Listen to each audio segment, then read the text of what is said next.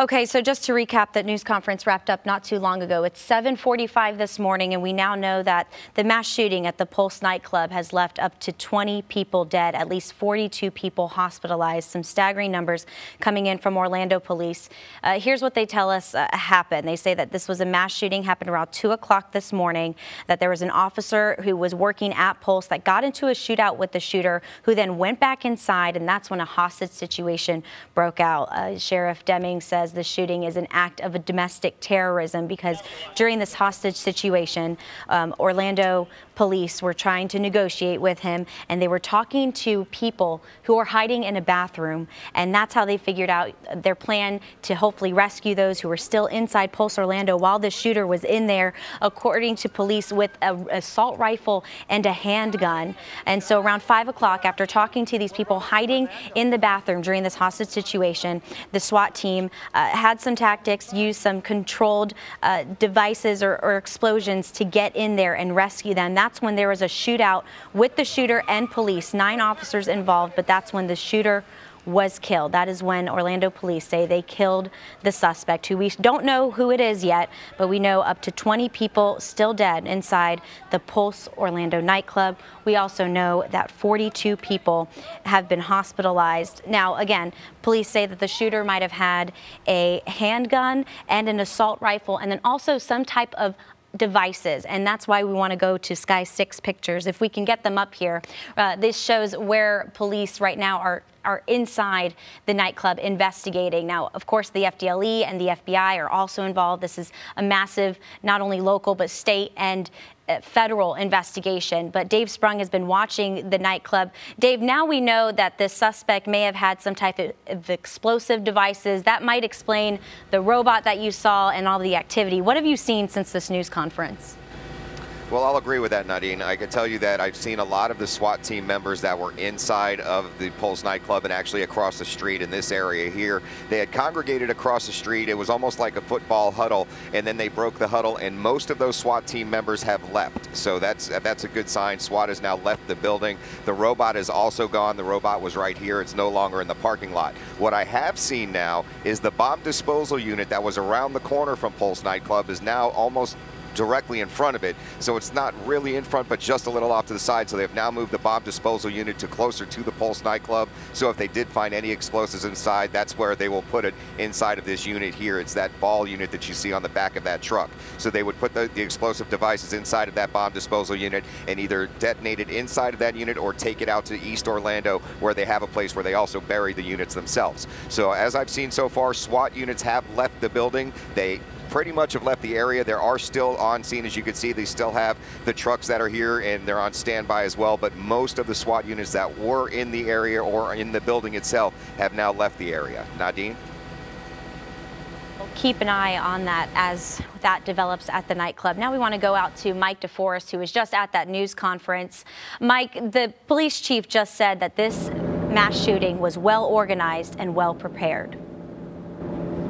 And certainly a frightening situation, as some of the nightclub goers were telling us. It was really kind of as the evening was wrapping up, and in fact, some people I had talked to said that they were still in the club, but actually some of their friends had gone home early, and you can only imagine those friends getting home and then hearing the news of what happened at the club that they had just left. Now, at this press briefing, it's always interesting to hear how law enforcement words some of their descriptions of the shooter in this situation. Obviously, this is very early on. We are only a few hours out from when this shooting occurred. Police acknowledge they have not even positively identified the gunman yet, so we don't know much yet about that gunman or his intentions, motive, anything like that.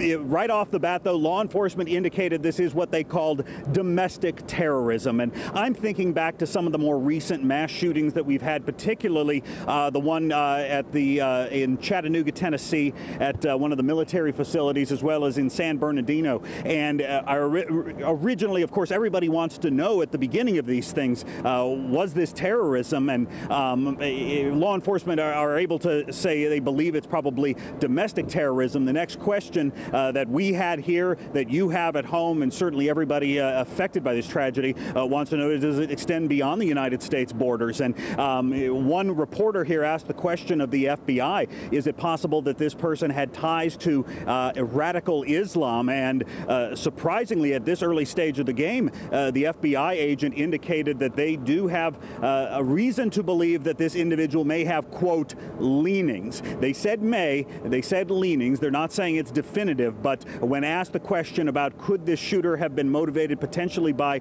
radical Islam, the FBI acknowledged that there are leanings towards that, they say, and it is certainly something they are exploring. Of course, in these type of situations, they never want to say anything early because they just don't know. And again, they don't even say they know the identity of this shooter, but of course, that is the big question. And while local law enforcement here is responding to this scene over at the nightclub, the grim task of removing those 20-something bodies from the nightclub, tending to the wounded, you've got the FBI working on this, and as the agent said out here, the FBI is going to be devoting all of its resources to what happened in Orlando overnight. So one thing that the FBI is certainly looking at is who is this gunman, what motivated him. We can only imagine that the moment that he is identified, you are going to see FBI agents swarm on this individual's house, wherever he is from, trying to get a sense of why this happened, why tonight, why this nightclub, why these people. Just so many questions and so early. And one thing I know law enforcement always urges in these situations is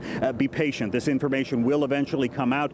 They want it to be right when they pass it on to you. We want it to be right when we pass it on to you. But of course, in a moment like this, you just want some kind of answer, some kind of explanation. And that's probably something that's not going to happen right away. In fact, the FBI says when we handle these kind of cases, we are very slow. We are very methodical. They want to turn over every rock, and those rocks are being turned over right now. But what is just amazing here tonight is the response of Orlando police and how this happened. To hear the police describe it, it sounds like they may have had a police officer right there at the nightclub. We don't know yet if he was actually working an off-duty detail, actually working there at the nightclub, or just happened to be in this area. And that jibes with what some of the witnesses were telling me. I was talking to one person who was inside, hears the gunfire, he gets out of the nightclub, and he says it was amazing that as soon as he gets out, the police are right there, and it was a comforting feeling for this witness. Of course, he was terrified as to what was going down inside the building. That's when police described that this officer who is on the scene is exchanging gunfire with the gunman. We can only believe that either this gunman may have been at the door. We don't know if he had actually come out of it, but then police seem to indicate that when this gunfire erupted, the suspect went back inside the club or retreated into the club, and that's what began what law enforcement calls a hostage situation. Now, when we hear the term hostage situation, we don't know if there was any kind of a negotiating going on. You give me this and I will give you this type of quid pro quo, or whether it was just that these people were being held captive. There was an active shooter inside this building, and law enforcement had to do everything they needed to do to try to keep those patrons safe inside while diffusing this situation. One question I had for Police Chief Mina was when this gunman went back inside or retreated inside, is it possible that the gunman was still shooting people inside that club? The police chief said it was just too early to answer that question right now. But this all, if you can picture the time frame, it was about 2 o'clock in the morning when this shooting first happened. Law enforcement said it was then about 5 o'clock in the morning, so about 3 hours later, when they finally made the decision to go in and, quote, rescue these hostages. 5 o'clock, I looked, and that is when all of us out here heard like a loud boom. I was standing over by Orlando Regional Medical Center, and of course you already had frantic friends and family not knowing any answers, knowing that either loved ones were injured in the hospital, not knowing whether they were over at the nightclub. So everybody was already on pins and needles. And to hear this explosion, I mean, people were crying and shaking, and we just didn't know where it was coming from. As we later found out, that explosion was some sort of diversionary technique that Orlando police used. Sometimes they'll throw these things in there to make a loud noise, basically to make the situation confusing so police know what's going on. The suspect does not, and it gives them that tactical advantage to try to take hold of the situation. And it sounds like that's exactly what happened when we heard those loud explosions, where police creating a distraction station. That's when they say they got in and killed this gunman. Now the grim process begins of identifying, removing those approximately 20 people who are dead inside that nightclub. One of our photographers here, T. Taylor, was telling me that he was over by the medical examiner's office not too far from here, and he saw what he counted was at least 5 medical examiner vehicles leaving the building and presumably heading over here to the nightclub. Of course, you can imagine law enforcement is in there right now documenting this situation. They want copious notes on this to understand, because if this were to be a domestic, or were to be certainly a domestic, but even an international terrorist event, if there were to be some other outside players, law enforcement want to know who those people are. Were there associates? Were there other connections? Were there people providing assistance to this? Did anybody else know about this plot? Those are questions that law enforcement have, and they're going to want to track those down, and they're going to want to document all the evidence, so if there can be future prosecutions in this, they certainly can. I know we're getting a little above and beyond here. We don't know yet how far out this goes, or whether this was truly a lone wolf, and that is something very important to emphasize. Is these police officers say at this point it is just early, and they just need some time here to figure out exactly what happened. Nadine. All right, Mike, thank you so much. Well, it is now 7:55. If you are just waking up to us, it's apparent news that there has been a mass shooting in Orlando. The Orlando Police Department, along with the Sheriff's Office, the Mayor, and the FBI have just wrapped up a news conference giving us the latest details of what happened in this mass shooting. Let's take a look. Upwards of 20 people dead, according to what Orlando Police Chief has said, and 42 people hospitalized after this mass shooting. It happened around 2 o'clock this morning at the Pulse nightclub. Now, Sheriff Jerry Deming says that this shooting seems to be an act of domestic terrorism. But the good news is OPD says that this shooter is dead. There has been one officer that was injured. Apparently 9 officers were in a shootout with the shooter to kill him after he took people inside the club hostage for a couple of hours. The shooting started at 2. It wasn't until about 5 o'clock, Chief Mina says, that they were able to get in and save some hostages in there, or save those people inside. And that's when the shootout happened.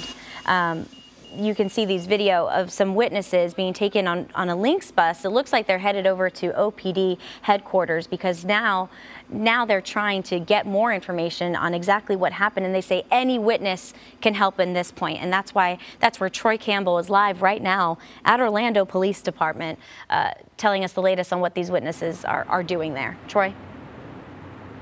Indeed, we've seen several buses pull up here to Orlando headquarters. Family here on scene telling us that those are the people who are inside that club, saying they're out here waiting, happy that their relatives are safe. The people that you see right in front of me, the majority of them are family members of people. They are out here. One family told me they got a phone call from their relative saying, one woman saying it was her son.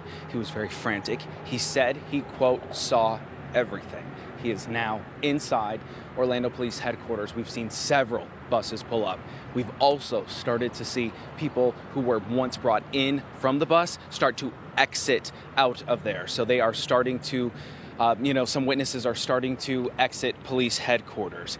Now, again, family members say they got calls from some of their relatives. One woman saying it was her son, saying that he, quote, saw everything, and he was being brought to Orlando Police Headquarters. They came here happy.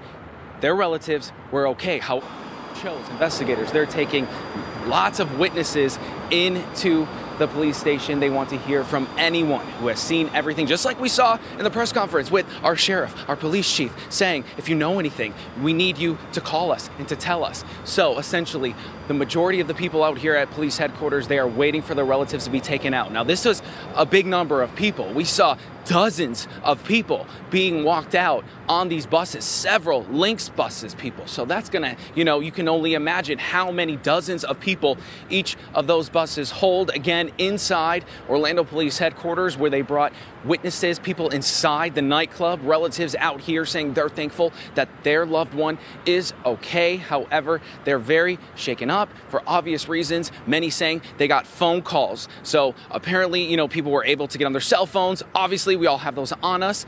They called relatives, let them know what was happening, where they were being taken. A lot of them very shaken up from what they had witnessed inside Orlando Police Headquarters right now, speaking with investigators, saying what they saw. These family members, thankful their relatives are okay. However, outside here and waiting, and we will stay here and we will wait for some of those people to come out, obviously understanding that this is very sensitive. These people are very shaken up. So we will continue to update you. Nadine? Okay, Troy, thank you so much. But what we know is that about 320 people were inside that club when this shooting happened. And Police Chief John Mina say up to 20 people have died because of this mass shooting. Up to 42 have been hospitalized or transported to hospitals in the area. You know, when they were being transported, we were speaking to witnesses, getting more information, and we heard from one mom who just did not know where her son was. But I don't know where my son is. No one can tell me where my son is. If he's been shot, if he's dead, no one knows. But they told me there are fatalities. And you haven't heard from him? You haven't shot him? We texted him, called him, and he's not answering the phone. But he was sitting right next to his boyfriend, and his boyfriend definitely was shot with multiple gunshots and taken in the ambulance. Another friend who was in the bathroom at the time said he heard over 100 shots, and it was still active. They weren't taking any bodies out of the club because they had a potential bomb in there. So I don't know if he's still in the club, if he's incapacitated, if he's dead, or if he's being worked on here at the hospital. Such a chilling interview with a mother there who didn't know where her son was. A quick recap for you after a news conference wrapped up about an hour ago. If you're waking up with us at 8 o'clock, we just found out that there was a mass shooting at Pulse Orlando nightclub. Up to 20 people dead, at least 42 people taken to the hospital. We do know that Sheriff Demings believes that this was an act of domestic terror, is what he said. The chief says that this was an organized and well-prepared shooting, that the shooter had an assault rifle and a handgun and maybe even some explosive devices. Let's get out to Eric Sandoval, who's been on the scene since we went on air about 5 o'clock this morning. Eric, what's the latest? Well, I'm standing outside Orlando Regional Medical Center, Nadine, and this is one of 3 area hospitals where the 42 people who were shot in this horrific event this morning have been taken to. And I want to show you, this is the emergency room entrance. As my photographer Roger zooms in, you can see that this emergency room is heavily guarded right now. They don't want anybody who doesn't need to be inside that emergency room going in. And actually, Orlando Regional Medical Center has sent out an alert. If you have friends and family who you believe were inside the Pulse nightclub and possibly injured, you're asked to go to the north entrance, the main entrance of Orlando Regional Medical Center, and they will have staff on hand to help you. Also here at Orlando Regional Medical Center is the Orlando police officer who was wounded in the gun battle with this suspect at the Pulse nightclub. If you're just joining us, that Orlando police officer, his life was spared by his Kevlar helmet. And we were here as Orlando police loaded him into a pickup truck, zoomed up Orange Avenue, and brought him here to the emergency room. It was a chilling experience to see the brotherhood and the family that came together to help this Orlando police officer. Now, I have also been in touch with a person who is actually inside the Pulse nightclub when all of this gunfire broke out. We've been texting each other back and forth over the course of the last 10 minutes or so. He's right now being interviewed by the FBI. And I want to share a little bit of what he's texted with me. He said, "I hid under a car and found one of the victims was shot. I tied my shirt around his wounds to stop the bleeding and got him secretly to the nearest police officer, who then transported us to the ER. Words cannot describe and will not describe the feeling of that." I'm sorry I'm getting a little emotional about that, but it just goes to show you the amount of emotion and terror that really gripped this area very early this morning when that gunfire broke out, and really drives home the point that this community came together to help each other. Nadine? All right, Eric, I can imagine why you're feeling that way. So many people just touched and heartbroken over this mass shooting that happened. Up to 20 people dead. Orlando police have just confirmed 42 people hospitalized. You see that graphic video there. Mayor Buddy Dyer, actually, we just heard him in the news conference about an hour ago, but he just tweeted out that the actions of the first responders and hospitals have saved many lives. The quote continues to say, despite the fact that tonight's crime will have a lasting effect, we are a strong community, and a community that's going to have to put the pieces together after this mass shooting. If you take a look at a map here, this is where it happened. Pulse Nightclub, South Orange Avenue, near Cayley Avenue. That's near I-4 right there, and right around where Eric Sandoval is, a quarter of a mile away from ORMC. That hospital was put on lockdown, and thankfully the proximity of how close the hospital was able to have people being walked in like you just saw in that video. Taking a live look now at Pulse Nightclub. This is the scene. So what we heard from the news conference is that police are still investigating inside the nightclub because they believe that the shooter, not only did they say he had an assault rifle and a handgun, but they believe that he had some type of explosive device.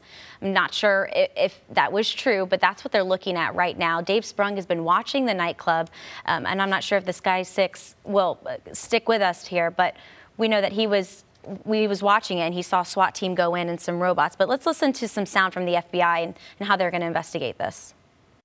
Let me start by saying I offer the condolences to all the friends and family members that are victims to this senseless, tragic act of violence this morning. FBI stands shoulder to shoulder with everyone you see here to address this matter.